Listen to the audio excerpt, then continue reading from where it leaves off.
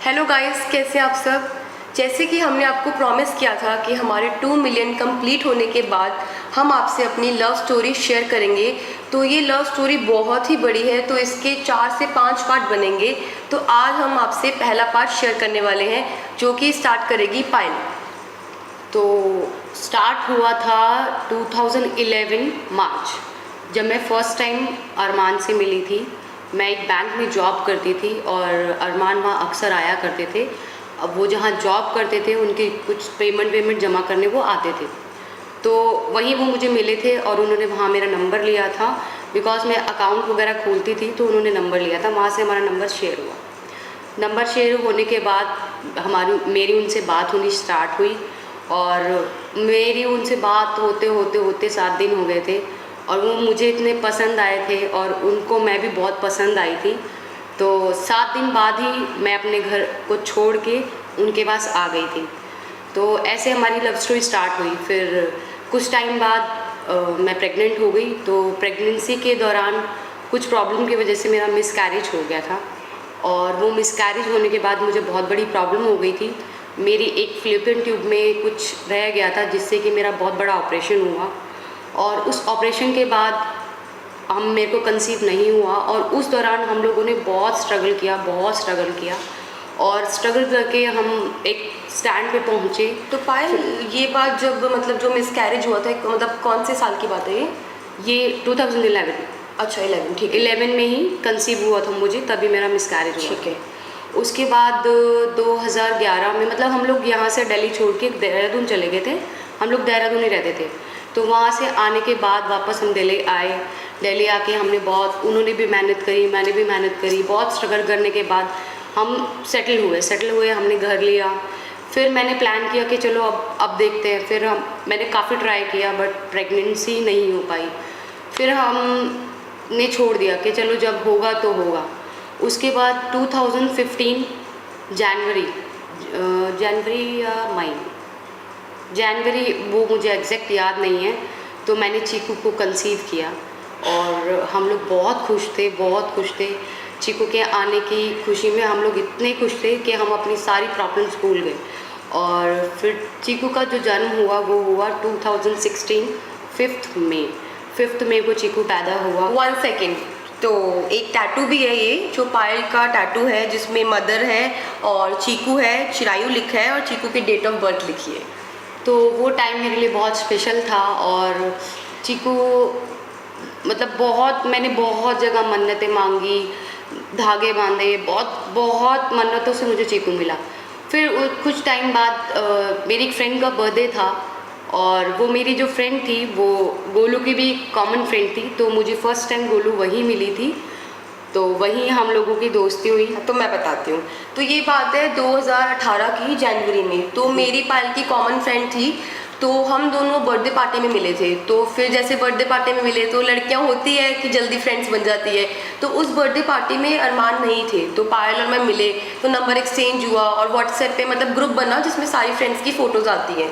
तो फिर हम नॉर्मल हमारी बातचीत होने लग गई। तो फिर पायल ने मुझे बताया कि वो विकासपुरी रहती है और मैं सुभाष नगर, तो दोनों पास में थे। तो फिर हम लोग जब भी मेरे पास टाइम होता था मैं कॉल करती थी, हम लोग साथ घूमते थे, मूवी देखते थे। बट मैं अरमान से नहीं मिली थी। मैं और पायल मतलब अलग ही घूमते थे, शॉपिंग वॉपिंग करना, ये सब कुछ उस करना। दौरान में भी तू पार्लर का कोर्स कर रही थी। हाँ, मेकअप का कोर्स, मेकअप आर्टिस्ट का कोर्स कर रही थी ये। और बीच में मेरे को शायद कहीं शादी में जाना था, तब मैंने इसको फ़ोन किया था कि गोलू मेरा मेकअप कर दे कि मुझे एक पार्टी में जाना है। तो फिर ये मेरे घर आई थी। उस टाइम अरमान जी नहीं थे, वो बाहर थे। इसने मेरा मेकअप किया, चीकू से मिली, से चीकू बहुत पसंद आया। फिर थोड़े टाइम बाद तुमने डॉग लिया। फिर 2018 की बात है, ये बात है जून की। मई, हाँ, चीकू की बर्थडे से पहले, नहीं अप्रैल की बात है। हाँ, अप्रैल की बात है। तो मैंने डॉग लिया था। तो मैंने व्हाट्सएप पे ना जैसे स्टेटस डालते थे, तो मैंने डॉग का स्टेटस डाला। तो पायल ने मुझे मैसेज किया, तूने डॉग लिया है? मैंने किया हाँ। तो कह रही मेरे को चीकू के लिए ना डॉग लेना है। तो मैंने एक काम करती हूँ, मैं चीकू को ना डॉग से मिलवाती हूँ, बहुत खुश हो जाएगा वो। तो कह रही ठीक है। तो फिर मैं अपनी बहन के साथ तो डॉग को लेके, मैं, मेरी सिस्टर और डॉग, हम तीनों आ गए पायल के घर पे चीकू से डॉग मिलवाने के लिए। देन मैं फर्स्ट टाइम अरमान से मिली तो नॉर्मल बातचीत हुई कि कैसे हो, ये वो, डॉग से खेले, तो वो सब नॉर्मल था, कोई हाँ। अट्रैक्शन उस टाइम नहीं था। हाँ। फिर ऐसे ही एक दो बार और आए, गोलू और उसकी बहन हाँ। आए हमारे घर में, उन्होंने पार्टी वार्टी करी, राइट। फिर इन दोनों ने स्टे भी किया हमारे साथ, और मतलब बहुत अच्छा फैमिली टच हो चुका था। हाँ, गोलू और गोलू की बहन दोनों का बहुत अच्छा बॉन्डिंग हम सबका हो गया था। फिर थोड़े टाइम बाद चीकू का बर्थडे आया था। हाँ, फिर क्या हुआ, 5 मई को चीकू का बर्थडे था, तो पायल ने मुझे इनविटेशन दिया कि चीकू का बर्थडे है, तू आ जा। तो मैं फर्स्ट टाइम मतलब चीकू के बर्थडे पे गई थी। तो जब मैं चीकू के बर्थडे पे गई तो अरमान जी को स्टार्टिंग से ना फोटोग्राफी का बहुत शौक था। उस टाइम वो डब स्मैश चलता था, एक ऐप था म्यूजिक के लिए, और उससे पहले डब मैश था, वो उस पर वीडियोज़ बनाते थे हम लोग। तो इनको फोटोग्राफी का तो स्टार्टिंग से बहुत शौक था।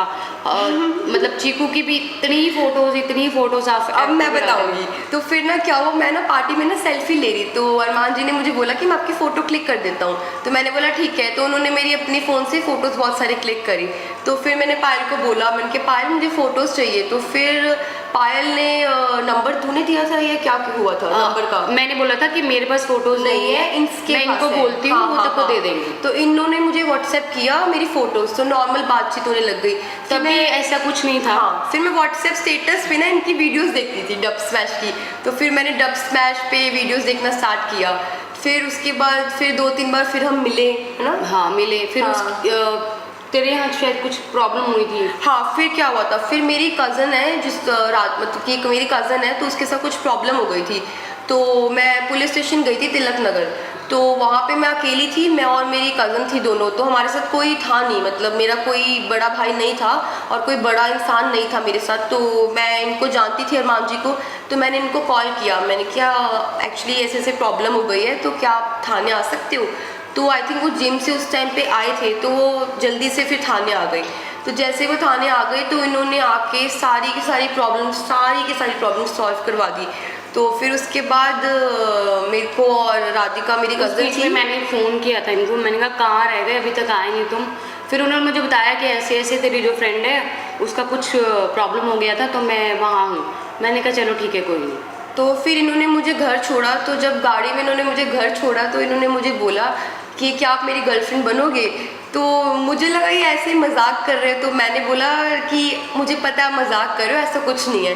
तो मैंने सीरियसली नहीं लिया, बहुत ही लाइटली लिया इस चीज़ को।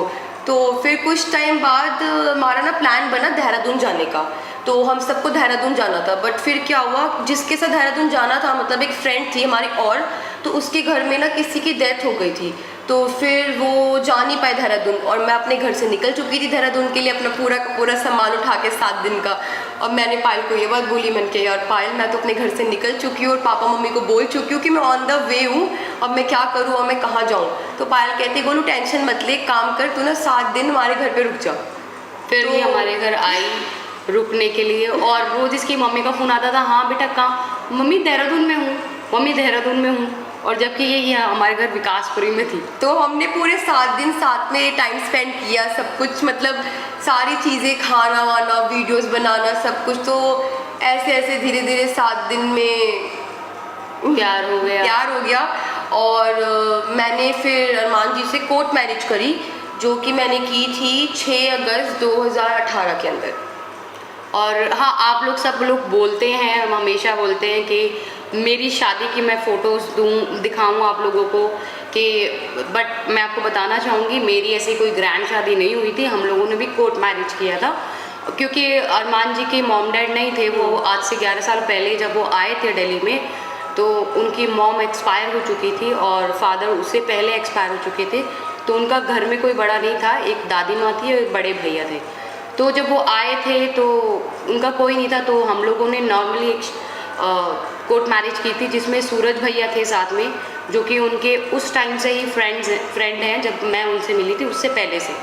तो उन्होंने मेरा कन्यादान किया था, सूरज भैया ने, और हमारी कोर्ट मैरिज हुई थी। तो फिर दोनों के अंदर एक सिमिलैरिटी है कि पायल ने भी 6 दिन में शादी करी और मैंने भी 6 दिन में शादी करी। तो फिर क्या हुआ, बस चीज़ें चलती रही, हम दोनों साथ में अब बहुत खुश हैं। बीच में बहुत सारी प्रॉब्लम्स भी आई थी एक्चुअली वो पता है क्या है, एकदम से इतना सारा तो हम एक्सप्लेन नहीं कर सकते, हाँ। वो धीरे धीरे एक्सप्लेन करेंगे, क्योंकि ऐसे 2 शादी एक साथ एक आदमी की तो पॉसिबल नहीं है, ये आप लोग भी जानते हो। उस पर प्रॉब्लम्स कितनी आई होंगी वो हम आपको नेक्स्ट ब्लॉग में आपको बताएंगे। मैं आपको ये भी बताऊंगी कि नेक्स्ट ब्लॉग में कि पायल किसका रिएक्शन क्या था, हमने शादी का क्या हुआ क्या नहीं हुआ।